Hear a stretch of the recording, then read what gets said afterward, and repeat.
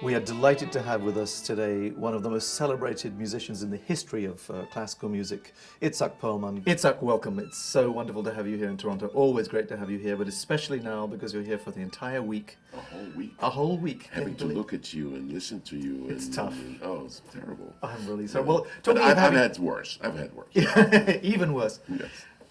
Let me take you back to the first time we ever met, when I called somebody I knew a little bit called Ian Stoutsker, and I asked him if I could play for him a little bit, and he said, why don't you come over right now? Yes. Because in my house is somebody that you'll be very excited to play for. The reason I was there actually was because I was so nervous about auditioning for Juilliard, which I was about to do 3 days later. And so he said, come on over and play for Itzhak Perlman. Yeah. Oh, why? So I played Mendelssohn for you. That wasn't nerve-wracking at all. Yeah. And I remember it very well when you played the Mendelssohn, because the bar 14, there was something not quite... That's right. No, We it's bar that 15. Oh, was it? Yeah, bar 15. But you were wonderful. You really made a huge difference in just 1 hour. Did I say anything supportive? No, I usually try. Unbelievably so. But the whole idea of mentorship is so important, obviously, to you in your life. And I think a lot of people see you as this, amazing public figure and a wonderful musician, violinist and conductor. But mentorship has somehow always meant a lot to you. Well, it's that and of course just teaching. And teaching, I suppose, involves mentorship in some way. Because I suppose there are 2 types of teaching, and I was actually exposed to both types. I studied with Ivan Galamian and another person with the IAN at the end of his name. Absolutely. Yeah, that's A right. good Armenian. Absolutely. Right. And Dorothy DeLay, who, when I first started with them, she was actually his assistant. We're talking about 1958. So when I first came to the United States. That was when you first came to the United States. That's right. And but the thing is that, and the kind of teachers, they both were totally different kind of teachers, even though they worked together. And as far as the setup, that was very similar. Mm-hmm. But he was the old-fashioned teacher. You do what I tell you, and you'll be able to play the violin. That's it. Right. Now, what happens during the lesson happens during the lesson. So the lesson is 1 hour. You went in there for 1 hour. He devoted his time to you, told you what to do, and after the hour, it was over. Absolutely. And see you next week. Yep. That's it. So that's that one type of teacher.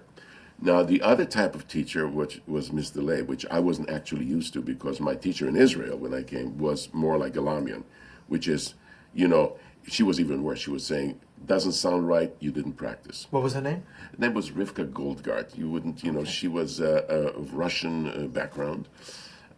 Actually had a brother who was one of those wunderkinds, who played the Paganini in perpetual motion in double stops in the right tempo. One of those things. But anyway, she was a very good teacher, but again, she was one of those, you didn't practice, you sound lousy. Right. And so, right. so that's that one kind. Then there was Dorothy DeLay, where you would say, when you would play something, and she would say, she was from Kansas, she would say, Sugar Plum, what did you think of that? And I said, what? I just came from somebody who just told me what to do, and all of a sudden somebody's asking me what I think of what I just did. And I hated that. I said, just tell me what to do and I'll do it. Well, if something was out of tune, she would never say it's out of tune. She would say, what's your concept of this note? So she started to really make you teach yourself. Yeah, exactly. She made you, she made you think. And that's in a sense is mentoring. Yeah. So, and it's very funny because I hated the way she taught in the beginning, and that's actually the way I teach right now. Yeah, I'm sure. So it's so it's exactly what, if somebody plays something and I think that there's some obvious things that are not good, I always ask them, what did you think? And usually it's very interesting that people, when they put their minds to it, they actually have accurate descriptions of what they sound like. Fantastic. And sometimes I said to them, you don't really need me. If you talk to yourself, yeah, it will really work. I'm here to make you ask the right questions. Exactly.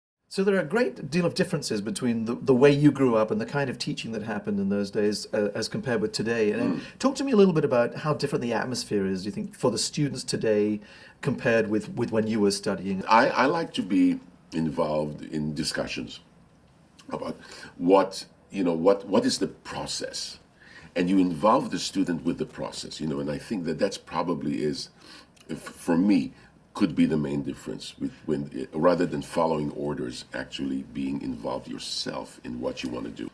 If somebody uses their organizational skills and practices well, they can really use their talent to the maximum, And as they can opposed to learn somebody with more talent Right. who does not know how to Yeah. practice. But they can also learn about time management in other areas of their life through the practicing process. I mean, I remember you once said to me, if you're practicing more than 4 hours a day, then you're not practicing intelligently.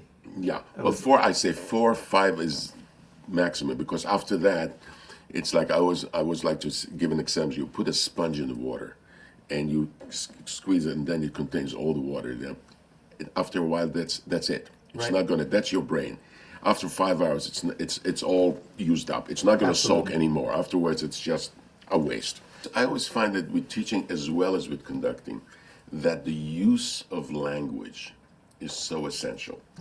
You can say one word that would give somebody a different reaction, and you can say the same thing differently, Yeah. and they feel like they're in the process. And I always find that in the teaching, and of course I apply that to the conductor. When somebody says, "That really sounded horrible," so that's one way of saying something didn't sound right. Or you can say, "That sounded like you were really floating, and I'd like it if it was more digging." Right. So now you're not making a criticism. You're stating facts of that you're playing it one way, Yeah. which it's not necessarily bad, but it's one way that I wish you could play it in another way. And I think it's the same thing either where you're a conductor in an orchestra or whether you teach somebody. It's that was horrible. sure. That doesn't do any good. For sure, absolutely. I mean, for me, it's always a question of adding to what has already happened. Exactly. And not denying them of the feeling that what they were doing was already extremely good. Yeah, Yeah, that's for sure. So those years went by. This is a kind of a tough question maybe to answer, but is it possible for you to identify a moment where you really realized that you just had it? You just were going to have this phenomenal career. Do you remember coming to that realization? There is not so much realization, but there is always hope. There's hope, and the hope is always, when somebody picks up the violin, the parents look at you and say, "Oh, one day, Carnegie Hall." So, but I suppose the realization that I would actually be able to do that came when finally with real solid facts is when I won the Leventritt competition. And it was 1964. I was 18. 18. And the reason I went to that competition was because I had a particular reason, not so much to win it, but for the results as of winning it, which means basically it was they gave you a recording contract for one record with RCA. Which you did, which was I that did. was that the Prokofiev There was a Prokofiev Sibelius? Sibelius, yeah. Actually, it was, yes. And the opportunity to play with 4 or 5 or 6 very good orchestras, among them Cleveland, New York Philharmonic, I think it was Buffalo, Detroit, and one more. So that was... That was a really a kind of defining Yeah. moment for you. And then management. Which And then was that's Hurak. Saul Hurak. Saul Hurak. And basically that was it. That was what you got if you were to win. And so luckily I won. And then afterwards, it was very interesting. Afterwards, somebody approached me like a few weeks later and says, "So you should really go to the Tchaikovsky competition." And I said, "Why? Why? I mean, why should I put myself under such pressure? I mean, what I wanted from that competition is what I achieved, and the rest is really up to me. Absolutely. So, but, I always say to my students, when they said, "Oh, if I only had that date, there's a date," but I said, the most important date that you can ever have in any place is your second date. Yes, absolutely. Because they'll take you for the first date, but if they want you again, that's when you feel that you've accomplished something. That's the real key. The first date, even if you play with Chicago, New York, Berlin, that's wonderful. Yeah. Did they ask you again? Absolutely. That's the most important thing. So here you are at this in this amazing time of life where you are so beloved and you've been beloved for so long. What is next for you? What are your goals at this point? You ever think about that? Well, my goals really are to continue to be interested in what I do and not to be bored. Mm-hmm. And I think that that's usually what happens as you get older and you do, and that's why it's very, very lucky that my playing